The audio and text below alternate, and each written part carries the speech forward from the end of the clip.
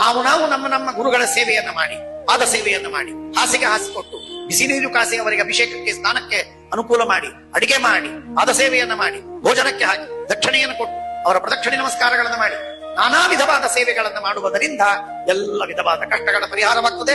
ಜೊತೆಗೆ ನಮ್ಮ ಮನಸ್ಸಿನಲ್ಲಿ ಕ್ಲಾರಿಟಿ ಬರ್ತಾ ಹೋಗ್ತದೆ, ಎಲ್ಲಾ ಪ್ರಶ್ನೆಗಳಿಗೂ ಉತ್ತರ ಸಿಕ್ಕಿ. ತಾಂ ಚಾಪಿ ಯುಷ್ಮಚ್ಚರಣ ಸೇವಯಾಹಂ ಪರಾಣುದೇ. ಇದು ವಿದುರ ಹೇಳುವಂತಹ ಅದ್ಭುತವಾದ ಮಾತು. ಆಗ ಹೇಳ್ತಾನೆ, ಹಾಗಾದ್ರೆ ನಾವು ಮಾಡೋಣ.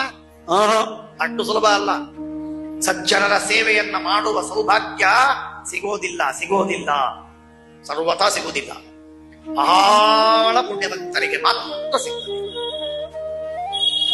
1000 ಶಾಲಿಗ್ರಾಮವನ್ನು ಇಟ್ಟುಕೊಂಡು ಪೂಜೆ ಮಾಡಬಹುದು, ಸಜ್ಜನನ ಪೂಜೆ ಮಾಡ್ಲಿಕ್ಕಾಗುವುದಿಲ್ಲ. 4 ಗಂಟೆ ಜಪವನ್ನ ಮಾಡಬಹುದು, ಸಜ್ಜನರ ಸೇವೆಯನ್ನು ಮಾಡ್ಲಿಕ್ಕಾಗುವುದಿಲ್ಲ. 10 ವರ್ಷಗಳವರೆಗೆ ತೀರ್ಥಯಾತ್ರೆಯನ್ನು ಮಾಡಬಹುದು, ಸಜ್ಜನರ ಸೇವೆ ಸಿಗುವುದಿಲ್ಲ.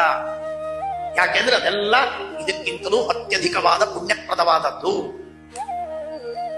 ಬಹಳ ಜಾಸ್ತಿ ಪುಣ್ಯ. ಯಾಕೆಂದ್ರೆ ಛಲಪ್ರತಿಮೆ ಭಗವಂತ ಅವರಲ್ಲಿ ಚೇತನನಾದ ಭಗವಂತ ಆ ಚೇತನರಲ್ಲಿ ಒಂದು ವಿಶಿಷ್ಟವಾದ ಸನ್ನಿಧಾನದಿಂದ ಇರ್ತಾನೆ. ಹಾಗಾಗಿ ಆ ಛಲಪ್ರತಿಮೆಗಳಲ್ಲಿರುವ ಅವರ ಸೇವೆ ಶಾಲಿಗ್ರಾಮಾದಿಗಳ ಪ್ರತಿಮಾದಿಗಳ ಪೂಜೆಗಿಂತ 100 ಪಾಲು